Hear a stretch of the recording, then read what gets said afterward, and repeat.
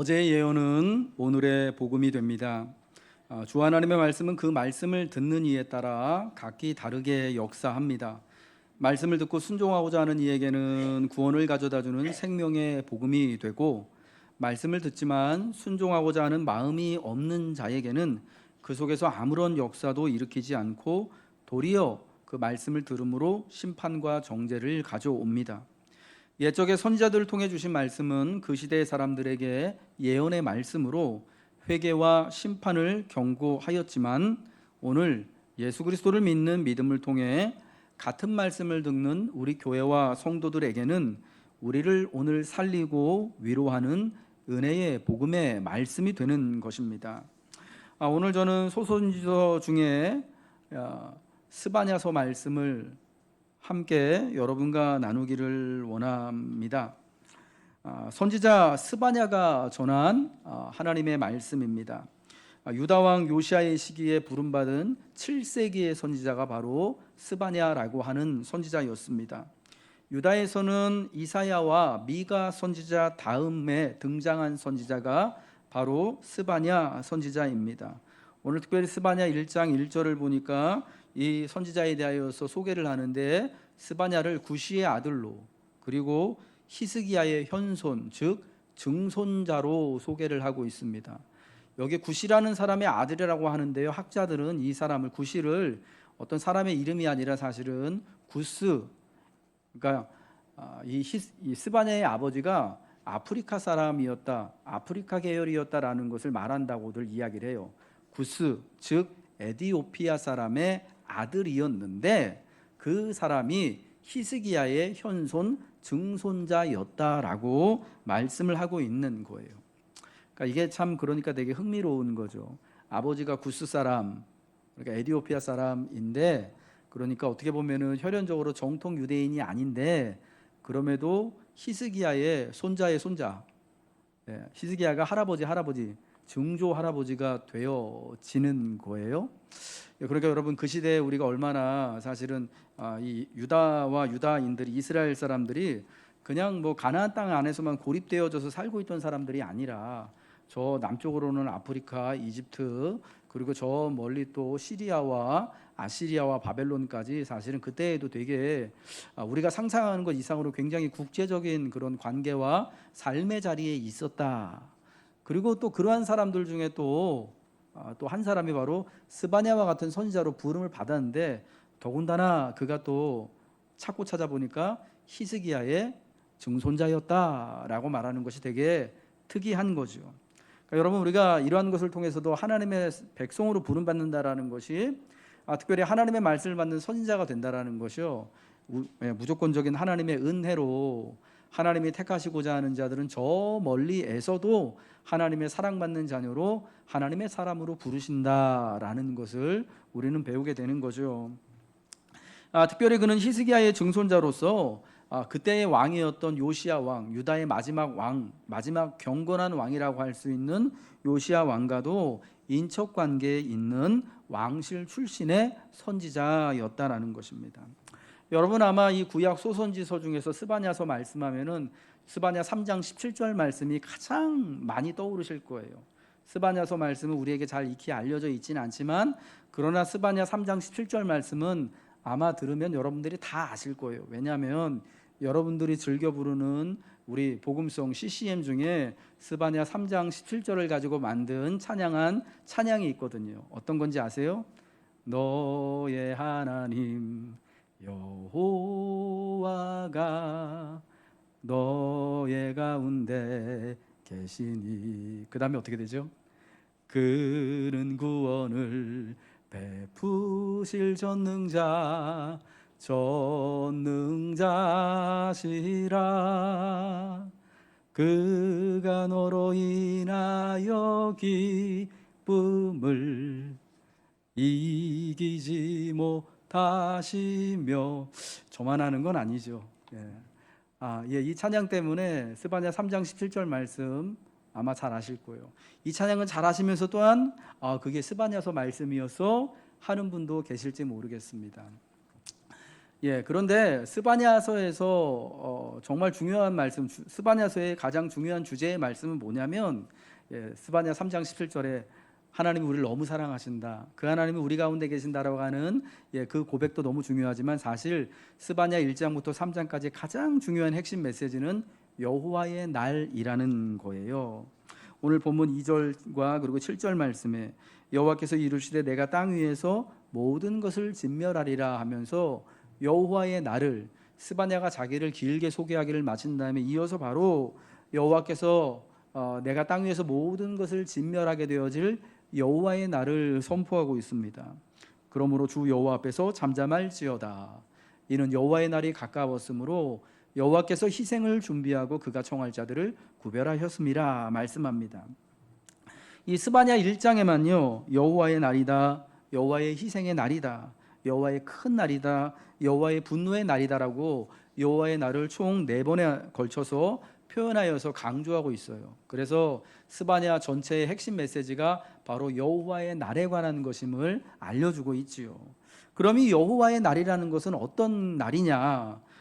우리가 여호와의 날을 성경에서 처음 맞이하게 되는 것은 선지서 요엘서에서 처음 여호와의 날을 듣게 됩니다. 요엘 선지서에 여호와의 날이 처음으로 나온 이래로 여러분 우리가 그동안 쭉 살펴보았던 선지서들 아모스에 그리고 이사야서 말씀에 그리고 이제 오늘 이제 스바냐 말씀에 그리고 스바냐 이후에 예레미야에게 에스겔에게 그리고 구약의 마지막 선지자인 말라기 선지자에까지 여호와의 날이 차례대로 선포되어지고 있습니다. 그래서 많은 선지자들에게 여호와의 날은 정말 중요한 그런 설교 제목이었는데 여호와의 날은 그래서 선지서 전체의 주제와 뼈대를 이루는 중요한 개념이다라고 말할 수가 있습니다. 스바냐와 같은 선지자가 외친 여호와의 날은 어떤 거냐면요, 오늘 본문 2절부터 쭉 7절까지 말씀하는 것처럼 여호와께서 땅 위의 모든 것을 진멸하는 날이에요. 심판하는 날이에요. 땅에 있는 사람과 짐승과 공중의 새와 바다의 고기와 거치게 하는 것과 더불어 악인들을 그리고 우상 숭배자들을 심판하는 날이 여호와의 날인 거예요. 그래서 선지자들은요, 이 여호와의 날, 심판의 날이 이르기 전에 하나님의 백성들에게 하나님 앞에 나와서 자신의 죄를 자복하고 즉 회개하고 심판의 날을 맞이하라. 그리하면 구원을 선물로 받을 것이다 라는 것을 선포하였던 것이죠.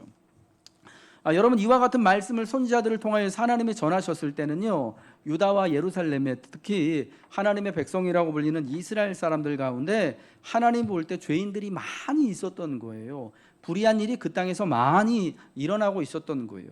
그래서 하나님께서 보고 이제 마침내 참을 수가 없으셔서 이 땅에 예루살렘 성전을 처음으로 시작해서 하나님의 백성들로부터 시작해서 그리고 세상의 모든 것들을, 모든 불의한 악인들과 악한 나라들을 하나님이 심판하시겠다고 한 것인데, 이 심판에 가서 가장 먼저 심판을 받아야 될 사람들, 가장 먼저 이 심판을 통해서 회개를 요청하는 사람들이 누구였냐면은 유다인들, 이스라엘 백성들, 하나님의 백성이라고 자랑하는 그 사람들이었다라는 거예요. 요즘 말로 하면은 이 여호와의 심판의 날을 가장 먼저 들려준 사람들이 누구냐면 우리 교인들이었다라는 거예요. 예수 믿는 사람들이었다라는 거예요. 여러분 근데 이 스바냐 선지자와 그 구약의 시대에 이스라엘의 많은 백성들, 특별히 예수님 시대에도 그랬고요. 여러분 그때 유다와 이스라엘 백성들은 이 여호와의 날을 들으면서 어떤 생각을 했느냐? 하나님이 모든 세상을, 오늘 스바냐서에 나오는 것처럼 이 땅에 있는 사람과 짐승의 모든 것들을, 땅과 하늘과 바다의 모든 것들을 마치 정말 모든 물질이 불에 풀어서 녹아지는 것처럼 하나님이 다 심판하실 때 특별히 이 땅에서 악을 행하는 사람들, 특별히 우리나라와 우리 민족을 괴롭히는 저 악한 사람들, 주변에 하나님을 모르는 이 악한 나라들, 우상 숭배하는 나라들, 저 아시리아나 바벨론 제국같이 우리를 압제하는 나라들을 하나님이 심판하시고 우리를 영광스럽게 승리자로 삼아주실 거야 라고 그렇게 생각을 하고 있었다라는 거예요. 그런데 이것은 선지자들이 볼 때는 오해였다라는 것이 드러나게 됩니다. 아모스 5장 18절 말씀에 보면은 아모스 선지자가 이렇게 말해요. 화 있을진저 여호와의 날을 사모하는 자여, 너희가 어찌하여 여호와의 날을 사모하느냐 그날은 어둠이요 빛이 아니라. 야, 여호와의 날을 사모하는 사람들에게, 유다의 백성들에게요, 야, 그날은 너희가 사모할 날이 아니다. 회개하지도 않으면서 하나님의 백성으로 올바로 하나님을 섬기며 살아가지도 않으면서 왜 여호와의 날을 사모하냐? 그날은 너희에게 빛이 아니라 어둠이다. 너희에게 먼저 심판이 임할 거다라고 말하는 거예요. 이 아모스의 말을 통하여서 유추해 볼 수 있는 건 뭐냐? 유다와 이스라엘의 그 당시의 백성들은요, 하나님의 날, 여호와의 날을 심판하고 있었는데 그날은, 이 심판은 자기들하고는 관계없는 날로 여기고 있었다라는 거예요.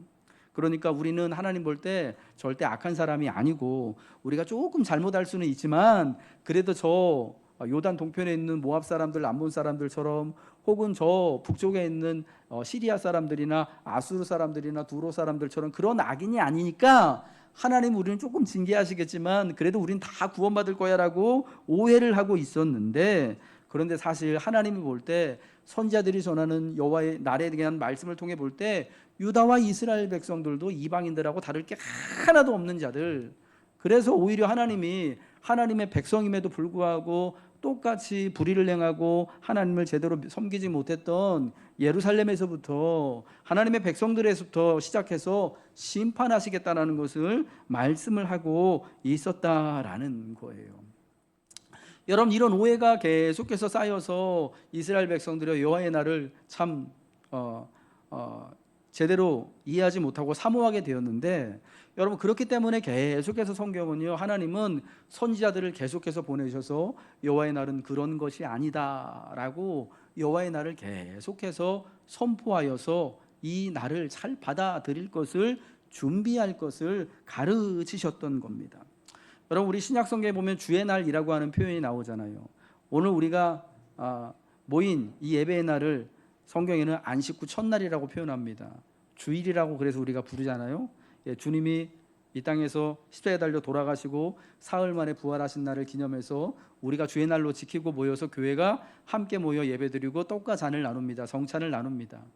예, 그날을 주일이라고 그러는데, 성경에 의하면은 또 다른 주의 날이라는 표현, 여기는 이중적인 표현이 있어요. 두 가지 의미가 있는데, 두 번째는 뭐냐면 베드로후서 3장 8절부터 12절에 나오는 것처럼 주님이 마지막에 이 땅에 재림주로 재림하셔서 세상의 모든 만물을 새 하늘과 새 땅을 주께서 다시금 선포하시고 이 땅의 모든 것들을 하나님의 영광대로, 주님의 뜻대로 심판하기도 하시고 구원하시기도 하는 날을 바로 주의 날이라고 신약 성경에도 부르고 있습니다. 그러니까 구약의 선지자들이 말한 여호와의 날이 신약 성경에 와서 주의 날 혹은 그날로 변경이 되어지게 된 거예요. 그래서 베드로후서 3장 11절에 베드로 사도는 이렇게 말해요. 그러나 주의 날이 도둑같이 오리니 그날에는 하늘이 큰 소리로 떠나가고 물질이 뜨거운 불에 풀어지고 땅과 그 중에 있는 모든 일이 드러나리로다. 그러면 그날이 도적같이 임하기 전에 우리가 늘 깨어서 하나님의 백성을 모여서 예배하고 또 믿음으로 그날을 준비하며 사모하며 살아가는 주의 오심을 준비하는, 미리 준비하는 거룩한 하나님의 자녀가 될 것을 우리에게 요청하고 있다라는 것입니다. 사랑하는 성도 여러분, 그래요. 옛적에 선지자들이 선포한 여호와의 날은 심판의 날이었습니다. 이 땅의 모든 것들이 하나님의 권능으로 심판받는 날, 모든 불의한 것들이 드러나는 날이었습니다.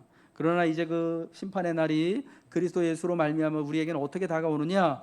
주님이 우리에게 다시금 재림하여 오시는 날, 그래서 주님이 이 땅의 모든 것들을 주님의 뜻대로 새롭게 만물을 소생시키고 변화시키는 날, 그리하여 그날 우리를 온전히 구원하시고 주와 함께 영원토록 영광을 받도록, 영광에 참여하도록 하는 날이 바로 그 거룩한 주의 날인데, 오늘 우리는 이 주일 예배를 함께 드림을 통하여서 이 종말에 완성될 주의 날을 사모하는 것이고, 특별히 매주마다의 예배, 우리의 믿음을 통하여서 우리가 이 땅에 온전히 임할 하나님의 나라를 사모하며 사랑하는, 오직 하나님께만 소망을 둔 하나님의 백성이 되어야 함을 우리에게 가르쳐주고 있다 하는 것입니다. 그러므로 사랑하는 성도 여러분, 여호와의 날이라는 말씀을, 이 예언의 말씀을 통하여 들으면서 우리는 이 땅에 임할 하나님의 새로운 날들, 하나님의 뜻대로 만물을 완전히 새롭게 하시는 그 날, 새 하늘과 새 땅을 우리에게 허락하시고 우리를 이제 이 땅에 다시 오실 주님과 함께 우리의 몸과 영혼을 온전히 부활시키셔서 하나님의 영광에 참여할 그 의인이 되도록 하는 여러분 그날을 사모하며 살아가시길 주님의 이름으로 축복합니다.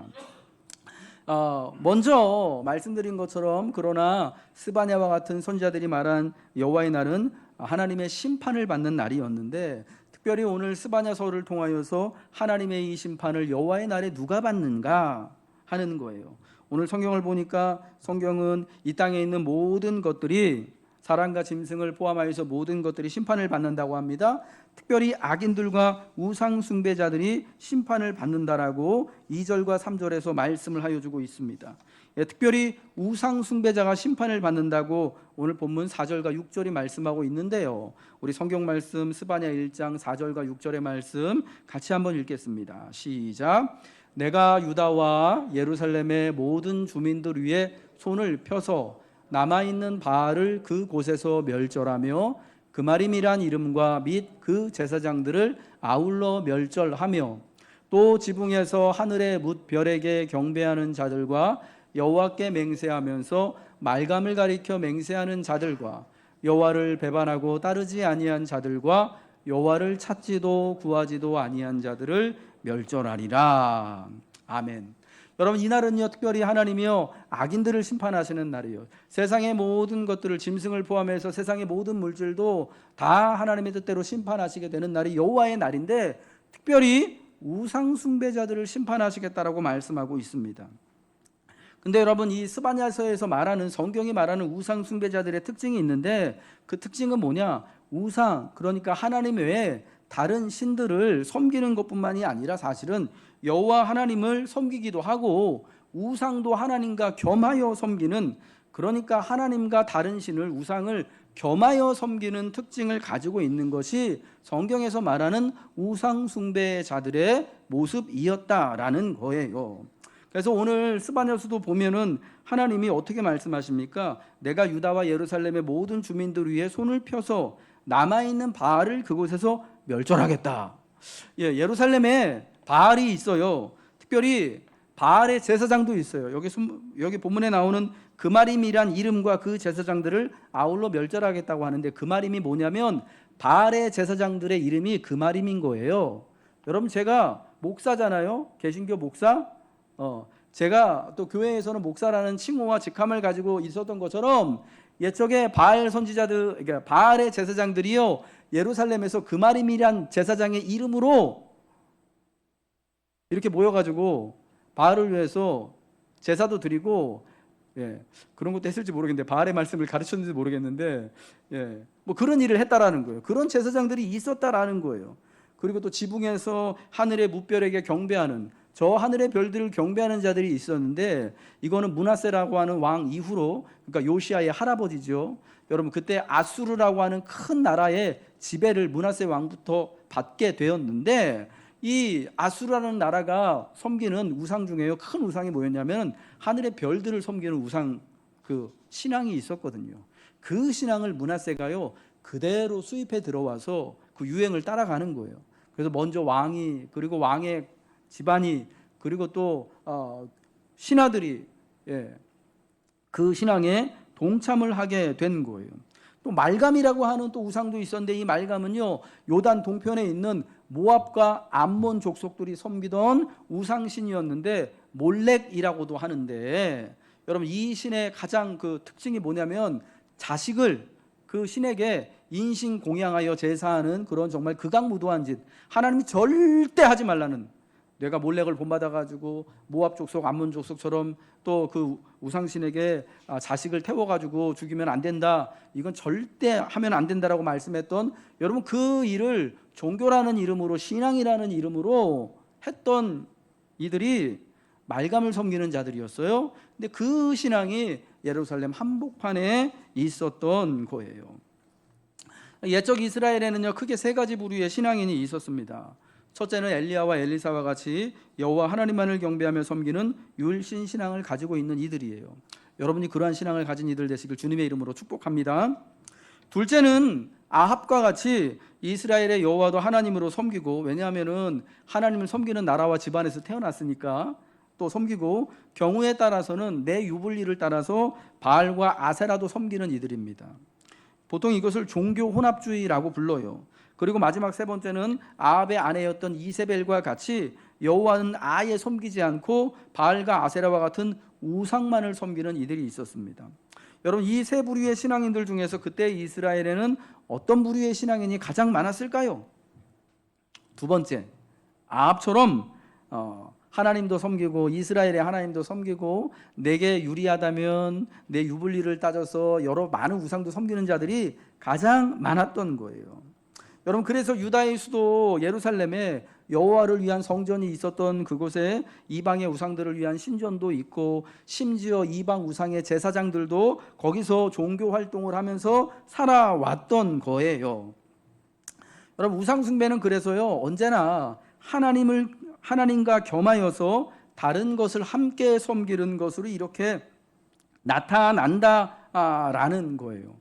우상만 그냥 섬기는 경우는 거의 없고, 하나님이 너희들 우상 숭배하면 안 된다, 우상 숭배자들을 벌하겠다고 말씀하실 때 그 하나님의 말씀을 듣는 대상은 누구냐면요, 하나님하고 관계없는 우상만 섬기는 사람들이 아니라 우리처럼 하나님 섬기는, 옛적 대대로 할아버지 때로부터 여호와만을 섬겼던, 여러분, 그 하나님의 백성들에게 그 대상을 하고 있다라는 것을 알아야 돼요.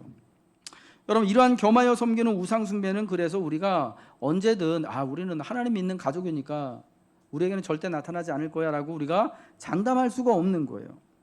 이 겸하여 섬기는 우상 숭배는 언제든 오늘날도 돈이라는 우상으로, 혹은 세상에서의 성공이라는 우상으로, 자기 자신을 섬기는 우상으로 얼마든지 같이 나타날 수 있는 겁니다. 예수님도 이와 같은 겸하여 섬기는 우상 숭배에 대해서 다음과 같이 경고하시거든요. 마태복음 6장 24절 말씀입니다. 우리 같이 한번 읽겠습니다. 시작. 한 사람이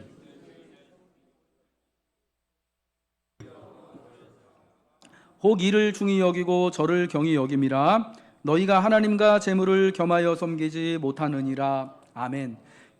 예수님께서요, 재물과 하나님을 겸하여 섬기지 못함을 제자들에게, 우리에게 말씀하여 주셨습니다. 우상 숭배라는 것이 이렇게 두 주인을 함께 섬기는 것인데, 특별히 그런데 예수님이 볼 때 사람에게 불가능한 일이 두 주인을 똑같이 동시에 동등하게 섬길 수가 없다라는 거예요. 혹 이를 미워하거나 저를 사랑하거나, 혹 이를 중히 여기거나 저를 경히 여기는 것이 우상 숭배하는 모습에는 반드시 나타날 수밖에 없다라는 거예요. 사랑하는 성도 여러분, 주님이 불가능하다고 한 것을 우리가 하려 해서는 안 되겠죠. 근데 오늘날에도요, 많은 사람들이 그렇게들 생각하는 경우가 있어요. 마치 신앙을 보험처럼 여겨서 혹시 나중에 죽어가지고 지옥 가면 안 되니까 여기 한 발은 교회에다 걸쳐놓고 또 한 발은 또 좀 그래도 세상에다 걸쳐놓고, 다른 좋다고 하는 신앙에다 걸쳐놓고 하는 것들 여러분 얼마나 많이 있습니까?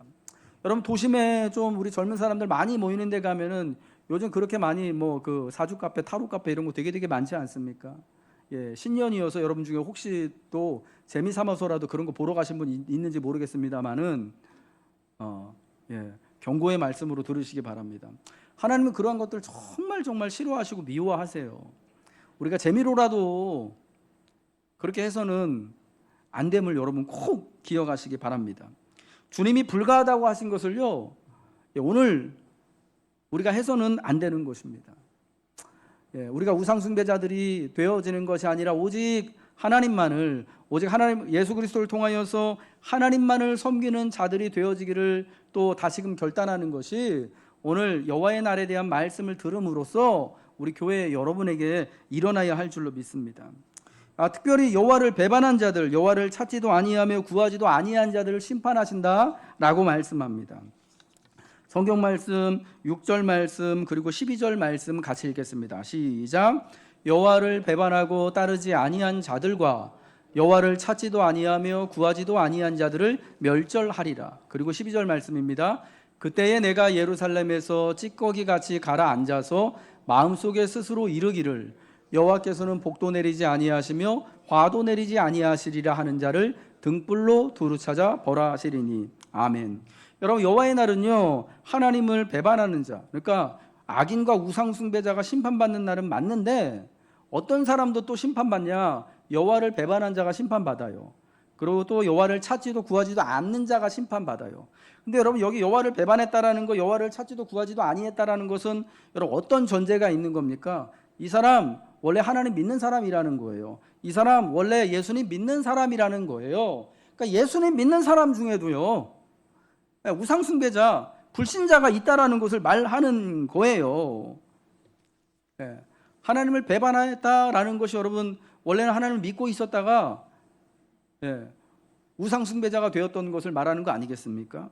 특별히 12절에요. 내가 예루살렘에서 찌꺼기같이 가라앉아서, 여러분 이게 옛적에 포도주 틀에서 포도주를 만들 때, 포도를 가지고 포도를 만들 때 즙을 쫙 짜면은 그 찌꺼기가 밑으로 쫙 가라앉고 알맹이하고 즙만 이제 포도 주스로 쫙 나오는 거예요. 그 즙은 다 갖다 버리는 거잖아요. 필요가 없는 것이잖아요.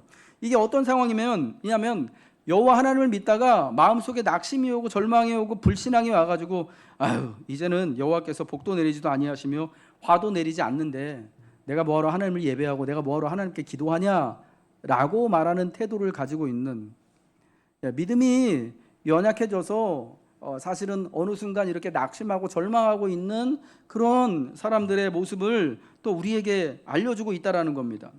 여러분 이 사람들, 믿음이 없는 사람들, 하나님 모르는 사람들이 아니라 원래 하나님 믿는 사람들이에요. 믿음이 있는 사람들이라고도 말할 수 있을 것 같아요.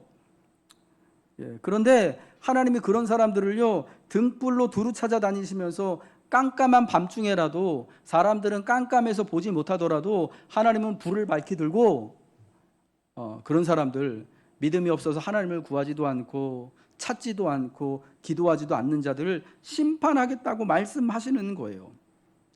믿기는 믿는데 하나님을 예배하기는 예배하는데 구하지 않아요. 기도하지 않아요. 그냥 늘 낙심하며 절망한 상태 가운데 있어요. 에휴, 하나님이 설마 기도 들어주시기는 하겠어. 내가 오늘 하나님 말씀을 듣고 예배드리기는 하지만 뭐 그래도 내가 필요한 게 있긴 하지만 뭐 하나님 뭐 이렇게 나 이렇게 챙겨준 게 없는 것 같으니까 기도하기를 좌절하고 낙심한 자들, 여러분 그런 또 절망 상태에 있는 거, 낙심 상태에 있는 거 그냥 우리가 위로받기만 해야 할 것들이 아니라 사실은 하나님의 심판의 대상이 된다라는 것을 무거운 마음으로 전하는 거예요. 여러분 오늘날 사실은 예수 믿지 않는 믿음이 없는 사람들, 그리고 또 믿기는 믿지만 실질적으로는 예수를 믿지 않는 무신론자들이 여러분 우리 안에도 많이 있거든요. 여러분 그 사람들이 이제 이런 얘기를 많이 해요. 하나님이 계신 것을 어떻게 압니까? 제가 이번 주에도 머리 이발하러 갔다가 그 사장님하고 그런 얘기를 했거든요. 어떻게 하나님이 계신 걸 알아요? 물어보더라고요. 제가 가기만 하면 그런 얘기 묻거든요. 제가 있잖아요. 저 하나님 믿는 사람이거든요. 이 땅에 그리고 무수한 교회들과 성도들이 있지 않습니까? 그러니까 자기는 성경 말씀을 통해서 하나님이 계시다라고 말하는 거는 절대 믿지 못하겠대요. 왜냐하면 성경 말씀이 동의가 안 되니까. 믿음이 없으면 하나님 말씀을 듣고 순종하고 싶지 않죠. 여러분 그런 사람들에게 제가 꼭 하는 말은 뭐냐면, 그래요. 그런데 하나님이 계신다라는 것은 하나님 믿는 사람들이 있는 것을 통해서 또 거꾸로 유추해서 우리가 증명할 수 있는 거 아니겠습니까? 라고 말을 해요. 그러면서 저희 아버지, 돌아가신 아버지 얘기를 했습니다. 저희 아버지가 3년 전에 돌아가셨는데, 선생님은 우리 아버지 한 번도 뵈지 못했지만 제가 이 땅에 있는 걸로 봐서 우리 아버지가 이 땅에 계셨다라는 것을 분명히 그걸 부정할 수 없겠죠. 그러니까 그렇겠대요. 그와 마찬가지로 이 땅에 어느 곳에나 하나님 믿는 하나님의 성도들이 있고 그리스도인이 있고, 그것도 한국 땅에만 있는 게 아니잖아요. 여러분 심지어 저 북한 땅에도요, 종교의 자유가 없고 걸리면 죽을 수도 있는, 여러분 그 북한 땅에도 예수 믿는 사람들 지금도 있잖아요. 어쩌면 오늘 그들도 주의 날 예배를 드리는데 몰래서 예배 드리겠죠. 몰래 예배를 드리겠죠. 우리보다 더 절박하게 진실하게 하나님을 구하고 하나님을 찾고 있을지 몰라요. 오히려 나중에 통일이 되면은 여러분 우리가 그 북한에 있는 교회를 도울 게 아니라 북한에 있는 신앙인들이 우리를 도우러 내려올지도 모른다라는 것을 저는 곰곰이 생각을 해보게 돼요. 왜냐하면 그 믿음이 여러분 게임이 되겠습니까? 온 세상에 하나님의 교회와 성도들이 있는 것으로 하나님의 계심을 증명이 되는 거예요. 그러면은 그 사람들이 뭐라고 얘기를 하냐면, 그래요, 하나님이 계심을 알겠지만 그런데 하나님이 뭔가 세상을 위해서, 특별히 나를 위해서 뭔가를 하고 계신다라는 것은 내가 믿어지지 않는다고. 하나님 특별히 나를 위해서 나를 구원해 내주고 나를 사랑한다라는 거, 하나님이 나를 위해서 내가 기도하기만 하면 믿기만 하면 나의 모든 문제를 해결해 주신다라는 거, 내가 도저히 뭐 받아들이지 못하겠다라고 하는 거, 그렇게 이야기를 하더라고요. 이게 여러분 오늘날 많은 사람들이 하나님을 대하는 태도인데, 그리스도인이라고 하는 우리들도 그런 태도를 종종 왕왕 가지고 있다라는 거예요. 하나님이 계시지만, 우리가 들어서 알고는 있지만 하나님의 일하시는 것 의심하게 되어지고 신뢰하지 못해서, 하나님은 옛적에도 그렇죠. 복도 내리지 아니하시고 화도 내리지 아니하시고 그냥 계시긴 계신데 나하고 별로 관심이 없어, 무관심한 분이야 라고 해서 기도하기를 멈추고 하나님을 찾는 것을 멈추는, 여러분 그 자리에 하나님의 심판이, 하나님의 징계가 있다라는 것을 기억해야 한다라는 것입니다.